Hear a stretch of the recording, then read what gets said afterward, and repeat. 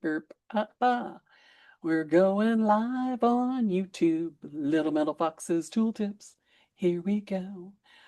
It is me, Jennifer from Little Metal Foxes, and we've got Julia from Little Metal Foxes.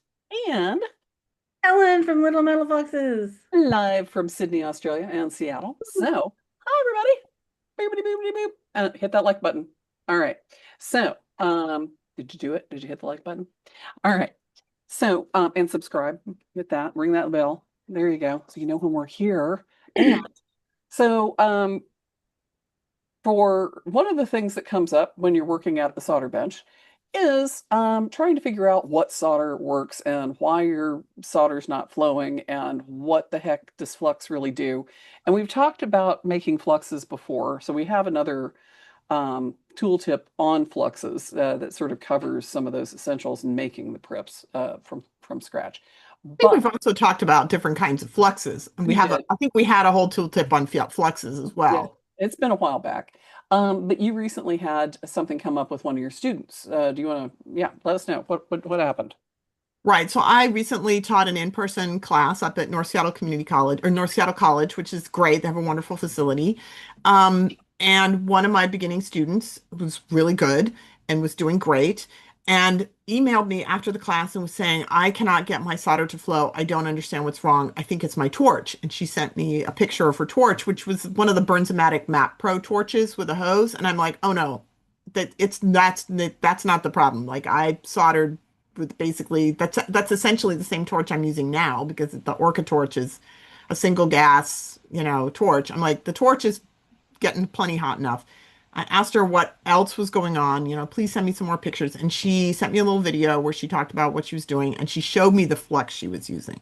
Ah, right. And Which flux makes a difference.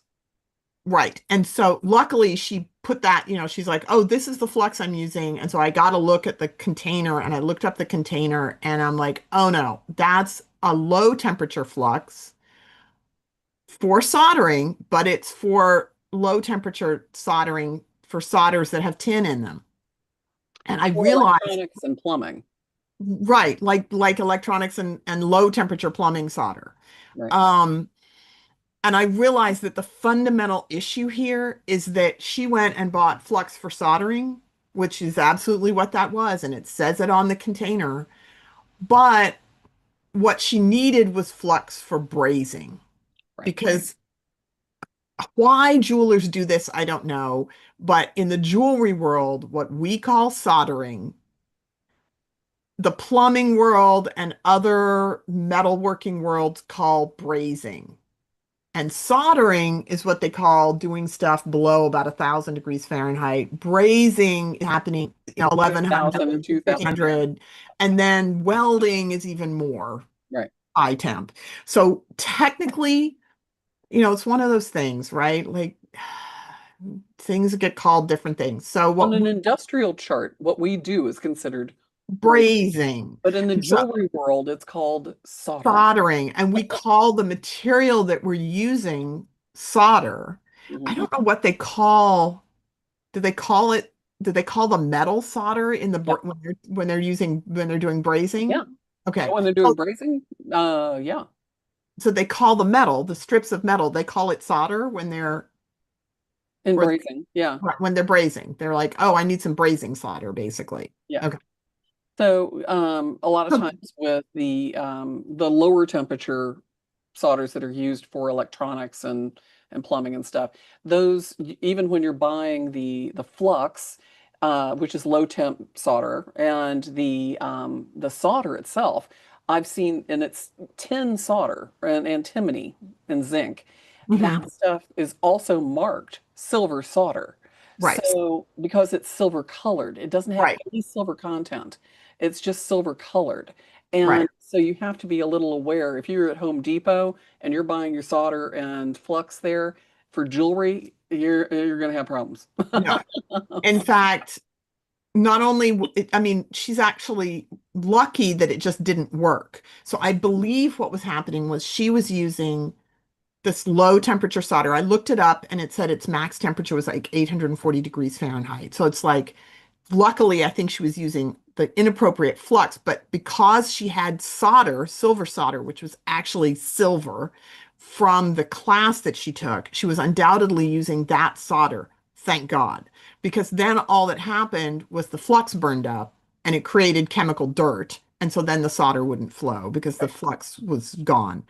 If she had been trying to use low temperature flux and low temperature solder, she'd have been in a world of hurt because the tin in the low temperature solders, silver solder, which is silver colored, not silver, will actually alloy with the sterling silver in a very unhelpful way. And essentially, what it looks like is happening is it looks like it's eating holes in your silver, and you can't undo that. Like that, the best you can do is cut out the area that's been alloyed and hope that that the infection hasn't spread Yeah. deeper into Wow. your metal, Yeah. and then try to repair it that way. Yeah. It makes it even difficult. I mean, it's not like you can put it in with your casting material. No, you can't put it, you can't put it in with any, it's like it's contaminated. Now it's Yeah. contaminated with the tin and it's a hot mess Yeah. on a bunch of levels. You have So basically made silver solder at that point. even worse because if you combined silver with zinc and made silver solder, fine, you could attach it to a piece of silver, but no, this is like it's going to continue to contaminate anything that you use it on. Right. So luckily, she was only using the wrong flux. She wasn't using the wrong solder as well. But like you say, if you go to Home Depot and you're like, I need flux Oh, and look, solder, they've and they're got like, flux and "Oh, are solder you here. silver soldering?" "Oh, yes, I'm silver soldering." And they're like, "Yeah, you have to know that you're silver metal soldering, not silver colored soldering." Yeah. Well, and So what I we wrote her back and told her what I told her you need a flux that's designed for brazing. And one of those, the one that we had used in the class is Handy Flux. low I have temperature a flux. brazing. Yes, and it says on it for low temperature brazing. Right. So it says it right because low because brazing is lower temperature than welding, right? So that's why it's like for low temperature brazing. Right. Um, this is not actually this jar of Handy Flux is brand new. I've never used it in my studio because this has it even has a big warning label on it. It says warning Right. contains fluorides. And what happens is that the free fluorides that are in this kind of flux, when they are heated and combined with water, they make hydrofluoric acid.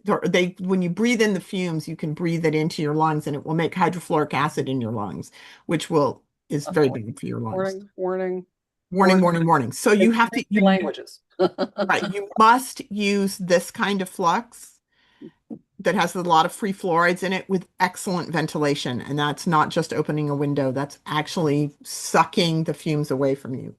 So my preferred flux, and I only have a little can of this, I use Autoflux, which is a paste flux. So it works very similar to this. The main difference, the reason the fluorides are in here is it makes it flow better and it makes it melt better. Yeah. And so it makes it perform better and last longer and whatnot. But this performs very similarly and it's not as dangerous. You still need ventilation. It's superior flux, basically, right? Exactly. This is superior number 6, not 601, because Okay. Superior makes more than one flux, because bless their little hearts, Superior makes flux for a bunch of different applications. Right. So Superior number 6 flux is repackaged as Autoflux. It is also repackaged as Grifflux number 1. I think Dandix is the other one. I can't remember. I think that's right. I have the reason I know this is because I have my MSDSs here and I have my MSDSs for all the fluxes. So I will look here. Yes, the number 601 is also a silver brazing paste flux, but it contains fluorides. Ah. So the Autoflux, yes. So Superior number 6 is the one that is bought probably in 55-gallon drums And then and repackaged. rebranded and repackaged as Autoflux, as Grifflux number 1, and as Dandix. So Okay. if you buy Autoflux, Griflux number one, or Dandix, or Superior number six, they're all exactly the same flux, right? And fluoride free. They're not fluoride free. They have a different type of fluoride, which is bound up better. So they still have fluorides because the fluorides help it flow and do the job that it's supposed to do. So they still have fluorides, but they have less toxic The free type of fluorides. So you right. definitely still need to use ventilation. You would need to use ventilation even if you weren't using flux because the process of melting the solder volatilizes the zinc in the solder, and you don't want to breathe that either. Right. Yeah. So, Well, um, there are other fluxes too that work really yeah, well. You might find that what I do is mix up my Prips flux, and we did a tool tip on making your own liquid flux. Um, right. the nice thing about this dispenser is you can put it like right into little creases where you want it. You And can it also, wicks. The liquid fluxes will wick into a space really nicely, whereas the paste fluxes are more glommed on the surface and they have to melt a little bit before they'll wick in, right. you know? And most of the liquid fluxes are kind of good because you can spray them onto a warm surface and dehydrate them like immediately. And they give you a really good fire coat flame barrier to Mhm. protect the whole surface of your metal. So if you're doing something like a big piece of metal that's like a big piece of silver that's going to be a box or a bowl or a container or a pen. Something you don't want a lot of fire stain on. Yeah, Yeah. yeah. The spray-on fluxes are going to be great for protecting the surface. The other one is the Rhonda Correll's liquid flux. It's her purple flux, works really But well. that is identical to it. Basically, chemically, it's identical to the Griffin, Oh yeah, the green, yeah, or the Batterns. Sorry, not Griffin, the Batterns. Thank you. right, So the Batterns flux and the Rhonda Coriel purple flux are basically the same flux. They just have different colors added to them, right. Yeah. as far as And I can tell. and pretty similar to the stop box too, as well. So Yes. this does have a good amount of like the boric acid, borax in it. And I found that it works well as a spray-on barrier as well as a flux. So, And they just were all similar to Prips, I believe. yeah, yeah. Just that Prips you can make yourself. So, Right. And if you buy the ingredients to make Prips Flux from scratch, you can make it to whatever concentration you want it, just by adding more water to it. But once you have the ingredients for it, which are, boric acid, TSP, um, borax. borax, and water, it's Right. basically Once you have once you those have four those, things, you have a lifetime supply. you pretty much have a lifetime supply of liquid flux. Mhm. So yeah, I've got like those four ingredients, in my cabinet, and I will never run out because it's like, yeah. So that's cost effective wise works really well. So anyway, but yeah, make sure you're picking the right flux for the thing you're doing and not getting confused with the electronic solders and fluxes Right. because that can Right. be very detrimental and you might have lots of problems. So Yeah. So fundamentally, soldering means something different depending on what field you're in. that's right. So you have to make sure that if you're talking to somebody who's a plumber and you say solder, They don't hand you a spool of like antimony. a spool of the rosin core solder, right? Yeah. So, It's got flux in it. It's like, no, don't do that. and All there right. are paste solders in both worlds, like my husband does electronic stuff and he's got paste solders and liquid fluxes for those. And there are paste solders in the jewelry world as well. So it's like, if in doubt, ask us. Oh yeah. If you are in doubt, text us or email us and Right. ask us, and we will answer you. The one I forgot to mention is the borax cone and dish.